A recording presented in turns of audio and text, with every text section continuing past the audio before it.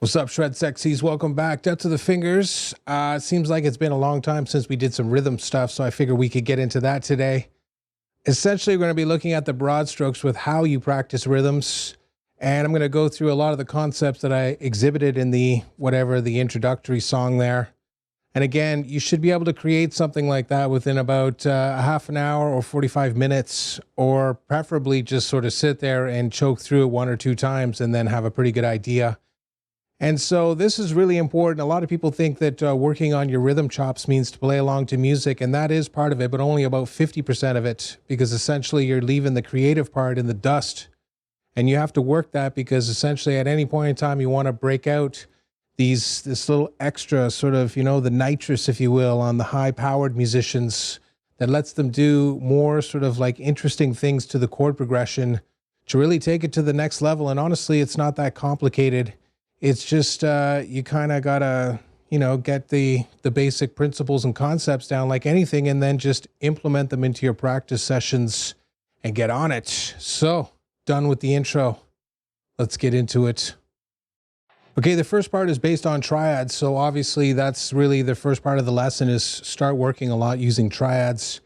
Use spread triads, use triad sequences, basically chord progressions.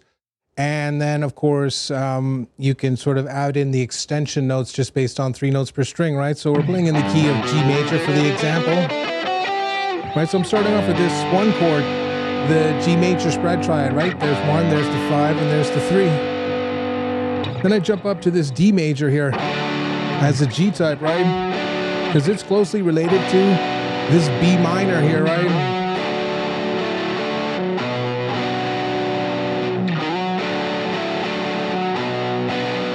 Okay, those things have synergy. So that's really important to sort of listen for that stuff. And again, I'm just using the notes from the Dorian position, right? So all I did was just be like, where am I? There's major, and then I'm into Dorian, and then I'm into Phrygian, right? Lydian.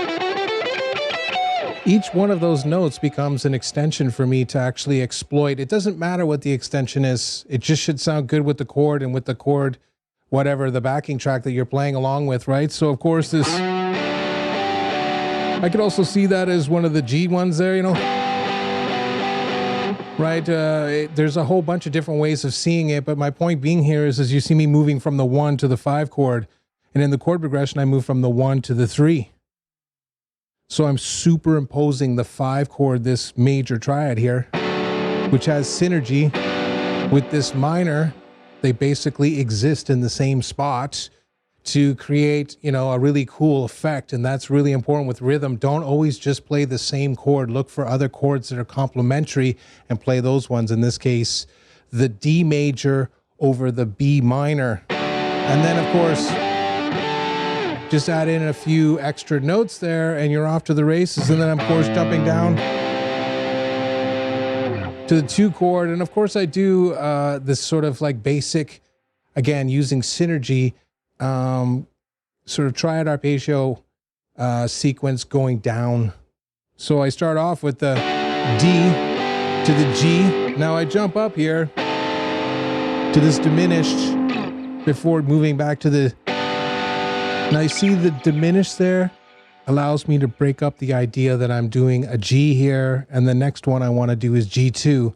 So by basically adding in this diminished triad, right, I'm now able to move down to this G major in the E-type position, which lets me move down one more time to the D major. Right, so I get.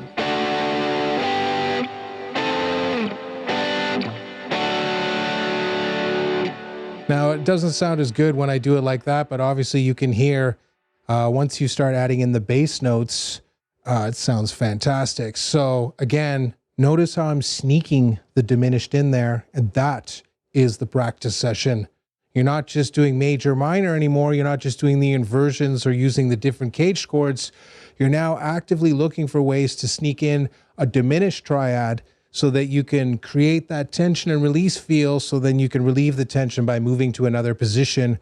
And of course, sort of seeing the synergy here. And then moving up. And of course the synergy here. This note is common to both of these triads, right? And of course it's 1, 5, 1. Again, a perfect cadence.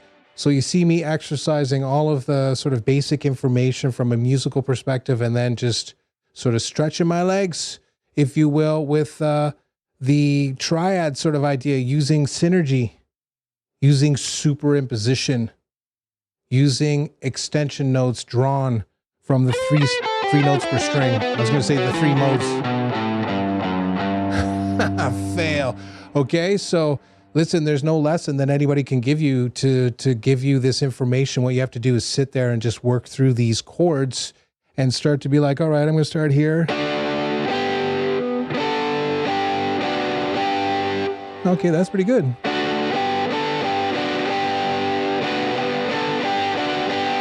And you can kind of move to the next one. You'll be like, okay, those two have synergy now. That's basically major to major.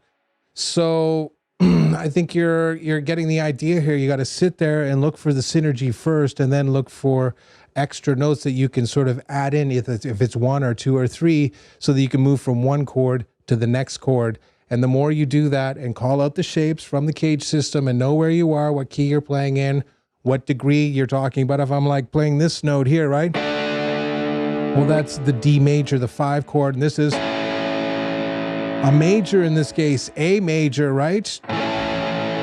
So that makes this D majors 5, 4, 1. Okay, again, I just demonstrated the idea that I had to move the key around to be like, how do these 2 chords fit together in what key? Don't just be like, oh, look, these 2 chords go together.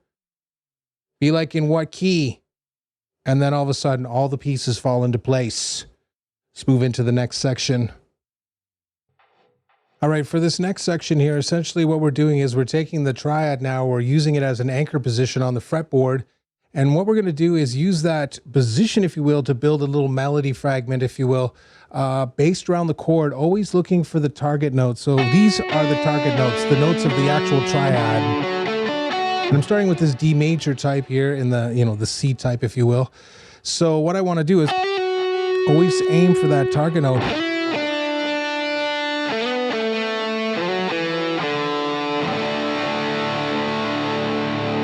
And then I could get more elaborate later.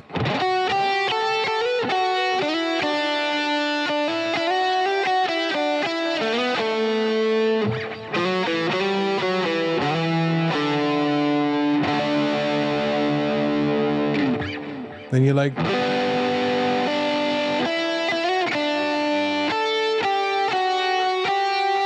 coming from again, this one. There's the D again.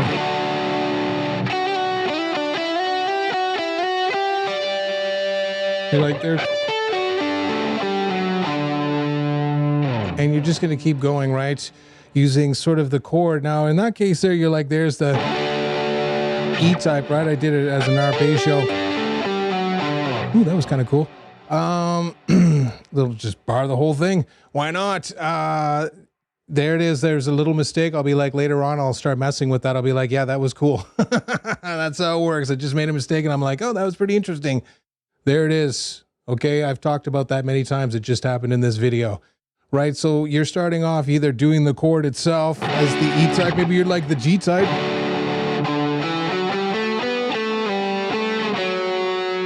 Now listen, just because I'm playing it somewhere else does not mean I did not end on the target note. Another great way to be like, there's next, and then you're like, each one of those is the triad, right? Which gives me essentially the target notes. And so the better I can hear that sequence, the easier it is for me to synchronize a little solo or melody around it. So start off with the simple ones with a vamp or something. But then when you are playing this D chord, right? Get in there. Right? And then go back to the chord again.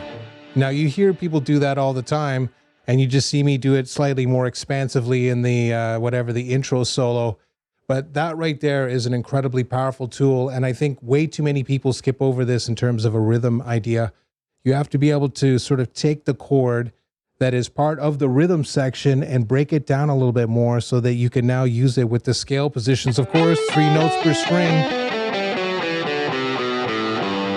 is also going to be very helpful in that situation. So we'll leave it there. Let's get into the next section. Okay, part 3 here is essentially designed to work the thought process of being like, here's the chord and here's the scale. Right? Or maybe you're going to do the major scale or whatever it is that you're going to do. Now, the thing here is that a lot of times people get it, again, tunnel vision. They're like, oh, here's the chord, here's the chord, here's the chord, here's the chord. But as soon as you have to be like, here's the chord, go to a scale instantly and then go back to the chord, obviously that gets a lot more tricky. So a way you can sort of simplify this process and get better at that is be like, well, this is where the chord is being played and I want to play this sort of hybridized sort of major / minor pentatonic scale. In this case, the major pentatonic, right? So then, of course, I'm like, the next chord is going to be B minor, right? 3 notes per string, Phrygian. 2 chord, right?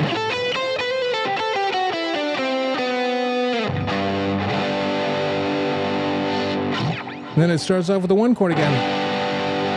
In this case, I jump up now to the 3rd degree and I use superimposition. I do a minor 7 again using synergy. I move to the 3rd degree and I'm like, instead of doing major 7, I'm going to swap in minor 7 over top of this chord. It sounds great. And of course, it sets up perfectly for me to jump up to the 5 chord here, which is coming up, right? So I'm doing the D7 here. So I jump up to this D and do the root inversion, right? So again, you see me starting to be like, oh, I'm going to play D7. I need to move to D7. I could have done it here. I could have done it here. I could have done it here. But in this case, I'm like, move to the root. When I'm like, oh, I'm playing the 1st degree, I can play the 1st degree in the 3rd position here, right? The Phrygian. So instead of doing its inversion of a major 7, might as well just do the other inversion of a minor 7, right? Job's done. Again, I'm seeing it all as the 3rd degree. So I'm like, that's an option. It's available to me. So why not use it? And then all of a sudden I'm like, major 7 and minor 7, they share this really killer synergy. They sound great together. Sounds even better than when I do major 7, which is really predictable. That's good for ending your idea. But if you're in the middle, you're like, this is minor 7 territory. Again, you're starting to see all of this experience you have to build up in the actual practice session for you to be more effective in the real world or when you're writing your own music. That's why we're doing it. So I'm like, oh, I'm moving to the 5 chord, then it's down to the 4 chord, right? And I do whatever the next piece is. I think I just do a whole series of scales based around, a major motif kind of deal, where I'm like,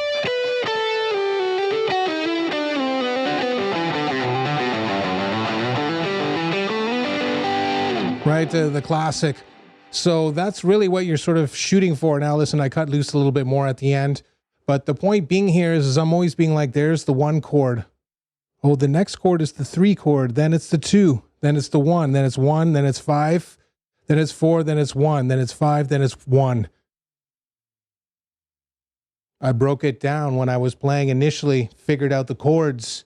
And then, of course, I took that information. I'm like, okay, I need to do some sort of soloing idea or just a scale with the 1 chord. Then I need to do one with the 3 chord. Now, you might just, as I did, play the straight up sort of the Phrygian position, which sounds awesome. Which just might want to start to do things more exotically, like in the next time around, instead of using Phrygian, I use the minor 7 dominant 7 arpeggio. So again, there's this training process that goes on. Even when you're thinking about rhythms, you should still be thinking at the same time, well, these are the choices I have with respect to some lead ideas or some improvisation ideas. And doing that obviously breaks down this barrier where you're like, you can't just switch instantaneously from one thinking to another. Instead, there's like this conversion lag. So you're sort of bringing things closer and closer until they touch. Okay, that got weird. Gonna leave it there, okay? Let's get into the last section, which is superimposing chords. All right, once I figured out the chord progression, I knew that at the very tail end here, I can use superimposition. Now listen, I'm not gonna get too deep into this because it's a pretty complicated topic. Effectively, what I'm doing is I'm replacing these big, obvious chords. Right, I'm going to start here on the 3rd now and play this G sus2 kind of thing with the B in the bass. That's basically the same type of chord as G major. It's just got a totally different vibe, but they basically can be thought of as G major or whatever when you're doing. You're like, here it is here. And you can move your fingers here. Same chord. In essence, it's not the same chord, obviously, but my point being is you can use either or use it as a transitionary chord. Obviously, you can hear that's very, very badass, right? The next one is again, me using little extension notes, right? There's on the dominant 7, major 7, right? Of course, and then I just keep going on and on and on. And the point being here really is that you really have to start to understand it's not just good enough anymore for you to sort of copy the chord structure note for note. You should be looking at the chord itself. You're like, it's G major, that's the first chord. That consists of G, B, and D.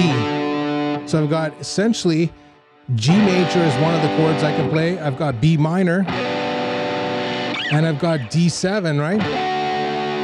And then of course, G major again. Each one of those chords in essence will work as a substitute, if you will, for G major. Now listen, with some of the dominant 7 ones, obviously, and in the minors, you have to find new inversions. Obviously, in this case, I'm borrowing the note from essentially the 3rd degree, right? And using it to create this G sus2. Instead of doing this, I still have that note, right? But I've made it from minor back to major, if you will. So that's why it gets sort of weird in there. The thing to understand is you break down the chord and you're like, I want to find where this D7 sounds best with this G major. I'm playing a G major like that, and I want to layer this D7 over top of it. Which inversion am I going to use and where? That is an incredibly useful skill. Starting to map things out so they line up together. Obviously, that's every musician's bread and butter. So for this section here, all I really want you to do is sort of recognize the chord. And like there's 1, 3, 5, right? You'd be like 1, 3, 5. And then it's going to be 1, and then it go 3, and of course 5 like that on one string. But the point being here is you have to basically start to see other chords superimposed or different areas. There's a G there. Maybe you'll be like, okay, well, I'm going to play the G up here, or I'm going to play the G up here. You might be like, when they're going, right? That's a classic Van Halen kind of thing. So that's why it's important to start to play other chords in different positions while the original chord is going on. Right? Now, if I'd done it with the 2 chords, it would have sounded even more badass. But in the case of the backing track, I got lazy and I'm just like, do the bass. But again, it's implied that it's G major. So I'm looking for an alternate chord, if you will, to sort of spice it up and take it to the next level rather than just doing your standard open G or a bar chord or something like that, or one of the other caged chords, right? You want to start to really get in there. You might even be like, oh, look, there's that spread triad, right? You might be like, there's another one. So you're like, another variation of the G chord. There's another one up here, right? So the sequences are endless. And of course, the trick here is to be like, if I'm using this as the note where I'm playing this big chord, I know I have a chord up here, right? And then I have another chord here, and I have another chord here, and I have this one up here kind of deal. And you start to see all these positions in relation to this one note. That's no easy feat, because it takes a lot of brain power, if you will, to be like, okay, move to the next position And that's why you got to start practicing being like, okay, I'm going to play this G up here now, or just do this small triad, if you will, or whatever it is. Once you start doing stuff like that, I guarantee you within 6 months, you'll be like, chords, they're not as bad as I thought, and they're actually a lot more useful than I could have ever imagined. So there it is. Some rough and hopefully musical ideas with respect to practicing rhythms. Don't just do the obvious stuff that only gets you a very short distance. It gets you technically proficient, but it doesn't actually develop any music skills. So make sure you start to implement some of these more sort of like broad principles with, you know, superimposing other chords and seeing a position and thinking about, you know, using a scale or something like that, or using the chord to create melody fragments, or just using triads to then create the chord sequence or solo sequence, if you will, just using actual triads themselves. There's a huge amount of work in there, and it just starts off with you starting with one of those things and sort of working outwards. Thanks for joining me. I appreciate every single one of you. We'll see you next time.